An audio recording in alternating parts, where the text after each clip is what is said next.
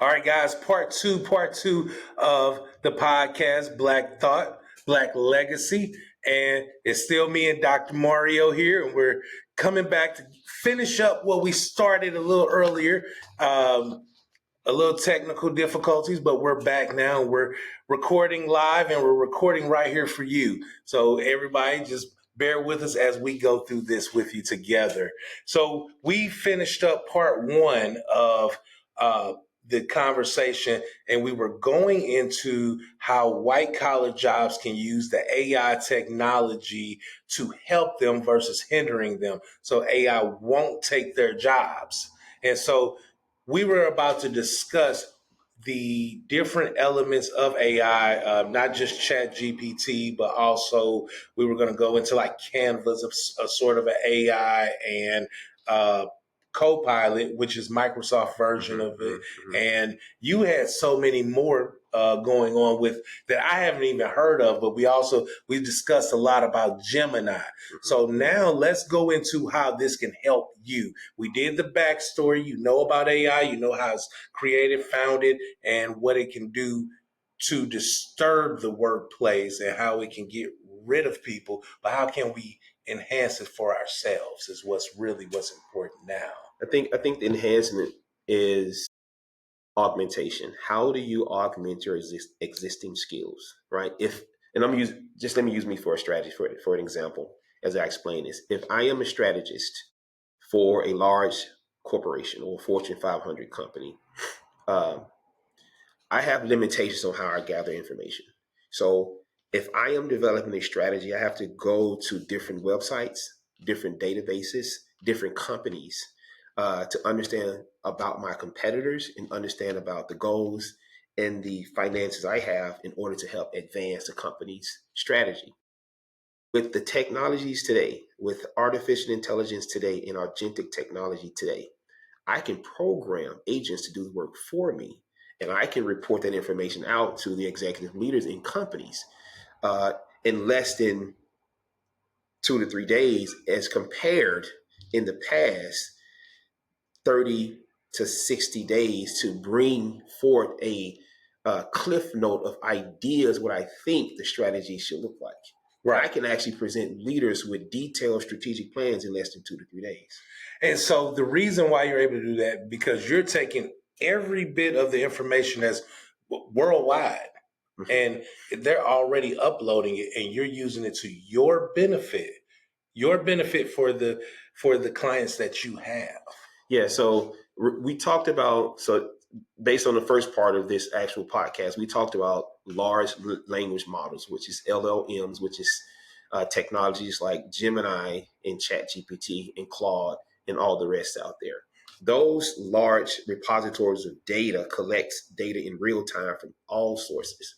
If you upload a research publication, Grok GPT will get that publication as soon as it's uploaded. So if I am a strategist and I'm trying to build out a plan for a company, I am going to large language models and I'm querying certain information, right? Who are my competitors in this space?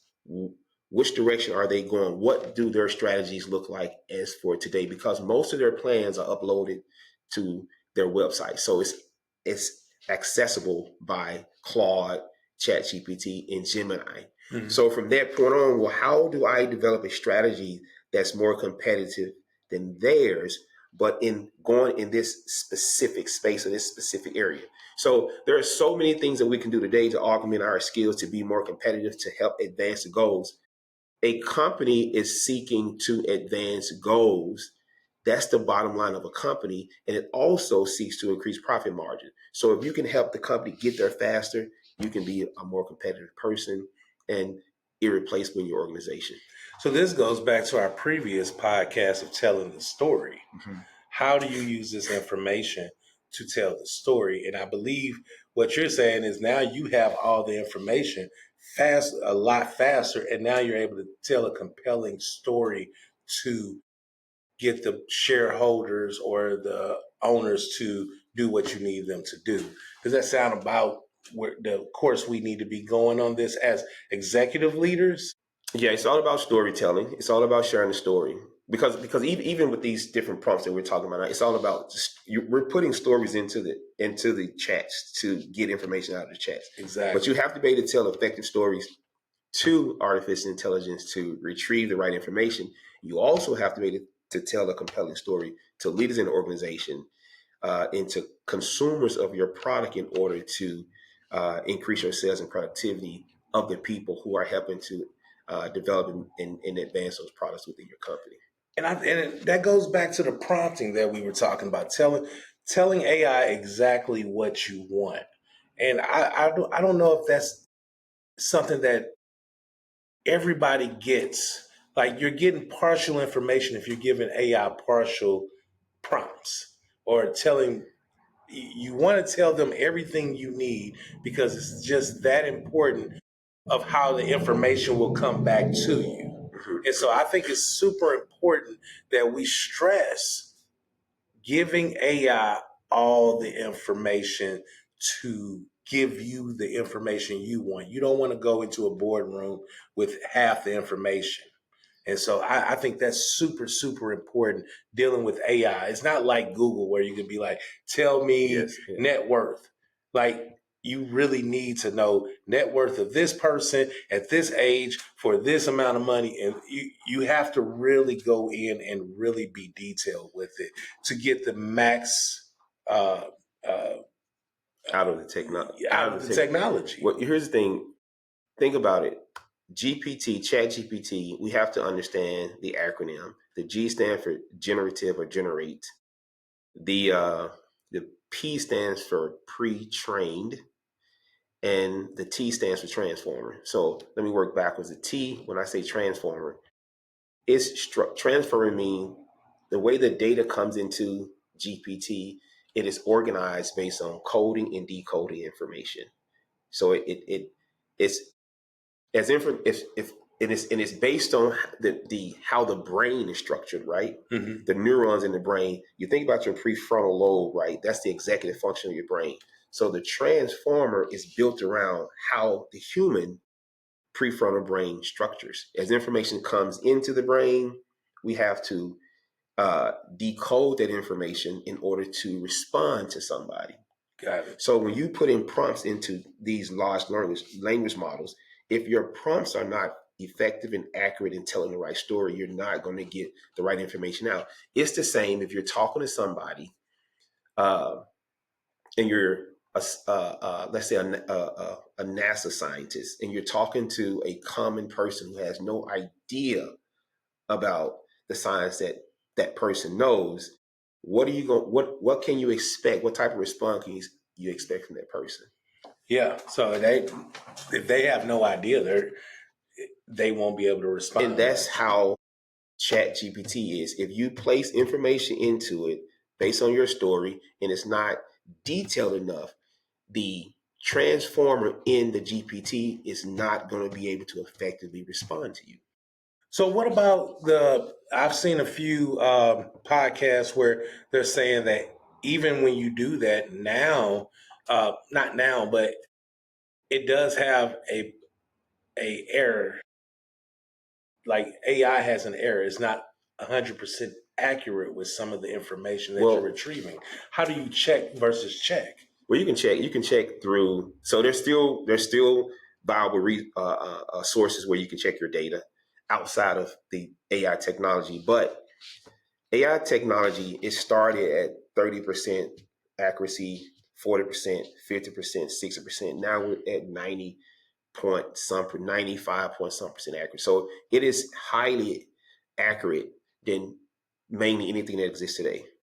But you can check by you can take your information, place it in Google, you can place it in Gemini, you can cross-reference the information, what we call in research triangulation, to look at different documents to make sure the accuracy of the information before we actually communicate the information out to the world, because we want to be as accurate as possible as we're communicating. Especially as a strategist, you definitely want to be the most accurate as possible, because some futures will depend on that, right? Yeah. So here's the thing.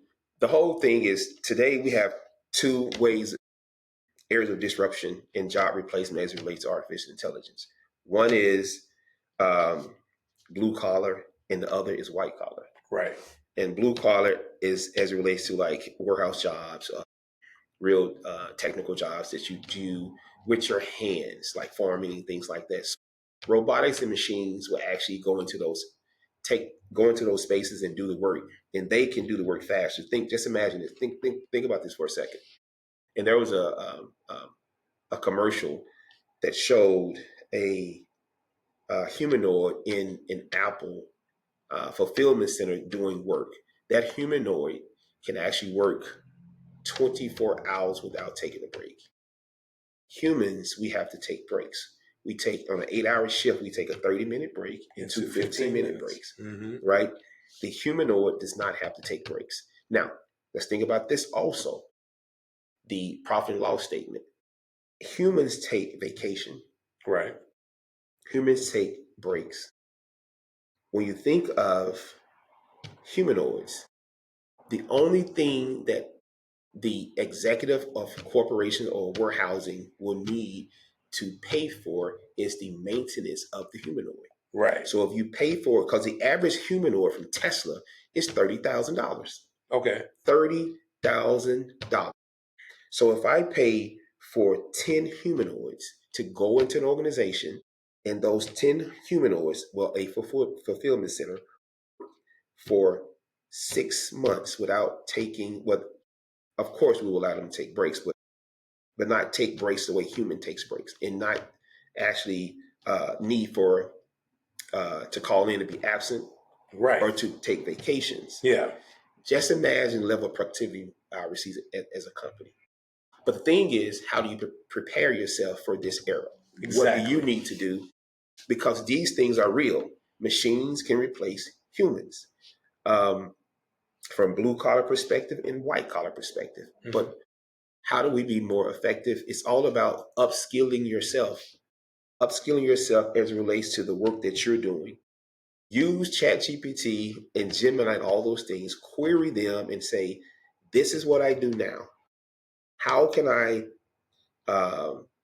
make myself or future proof myself or make myself irreplaceable in a job market today so I can be more effective? What training do I need to take?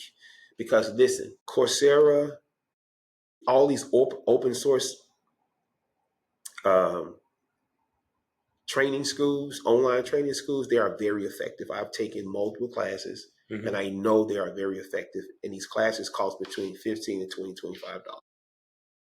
Go in, take these query, learn about your field and how you can augment your skills to be more effective, and take these classes. All right, so let's do it. Let's take a look at chat real quick. We're gonna do it while we're doing it right now. Okay. So we're gonna put in that I am a production worker at GM. Okay. How should I word this? How can I augment my skills to be competitive in to be competitive today in the world of AI? I be competitive in a world of AI. And this is everybody needs to be doing. You should do this with any job you have, yes. Right? All right. General question, and one that shows you're already ahead of thinking strategically. As a production general manager, your role is evolving, not disappearing. Here's how you can stay competitive and thrive in an AI world. Embrace AI as a tool, not a threat. Learn the AI tools that apply directly to production, like predictive maintenance, using sensors and AI to prevent equipment failure, inventory management automation, quality control using computer vision. You don't need to be a coder, but knowing what AI can do gives you an edge in decision making.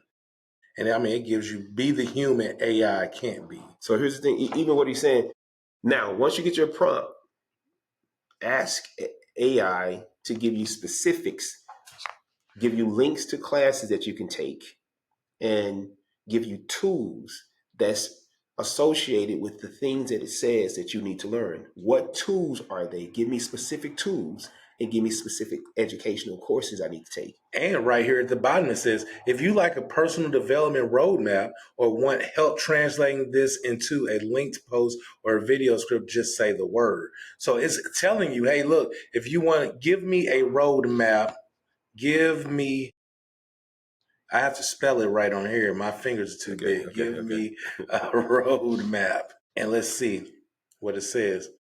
And it gives you a personal roadmap, awareness and foundation, 0 to 30 days. What else does it do?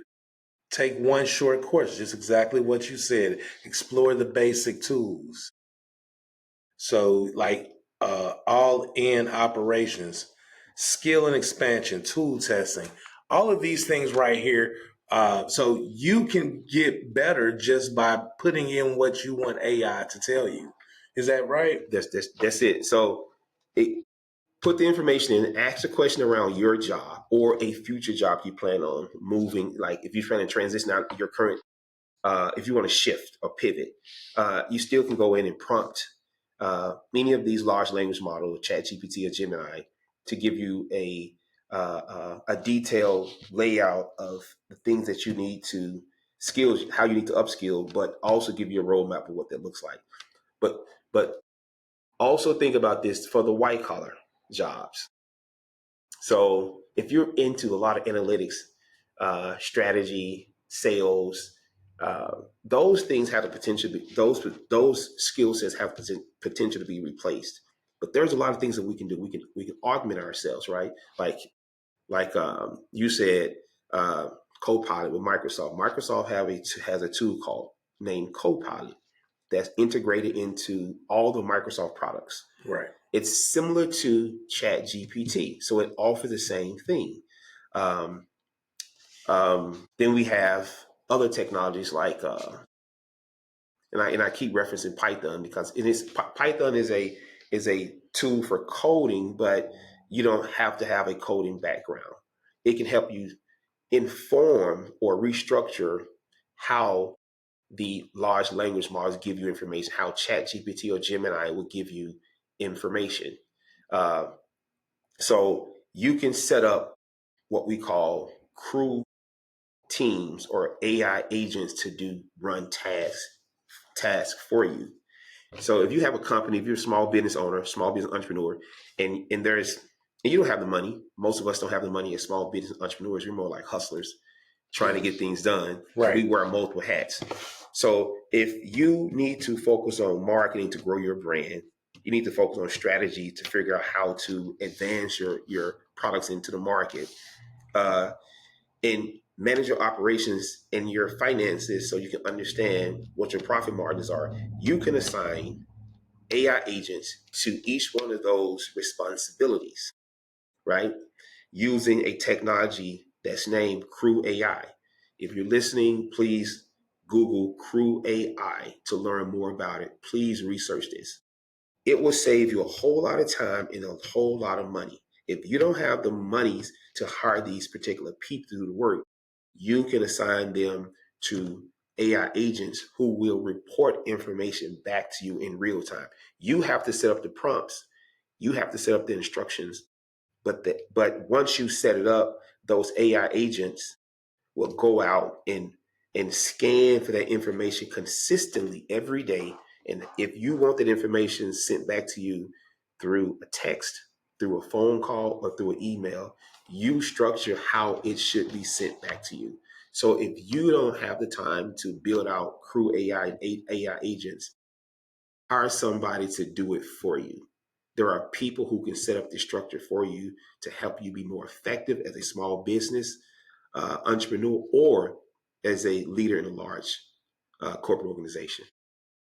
And so with that Crew AI, and I highly suggest that people use that because everybody does not, like you said, have the budget for 7 people on their payroll, but they need 7 different jobs that they are not great at. That's right. And this is what I had a YouTube about, you need a team, whether it's AI or real, that can do things that you don't do well. Because no matter if you're the face of the company or not, you need people to surround you, or you need this technology to be able to keep focus on the things that you are great at. Mm-hmm, And you mm-hmm. can't be great at everything. You'll start running yourself thin on the front line on the one thing that you're great at.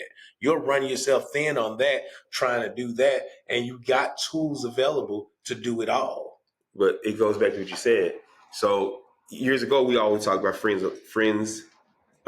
in circles, right? Who are my circle of friends, and that's you can know who a person is by their circle of friends. Well, today, your circle of employees can be AI agents. Yes. And who are highly intelligent and extremely smart and can provide you with real-time information when you need them based on it's not like a friend or a employee who you're waiting to give you information. Mm-hmm. You can program it to say, I need this information every morning at 6 a.m. before I go to my board meetings.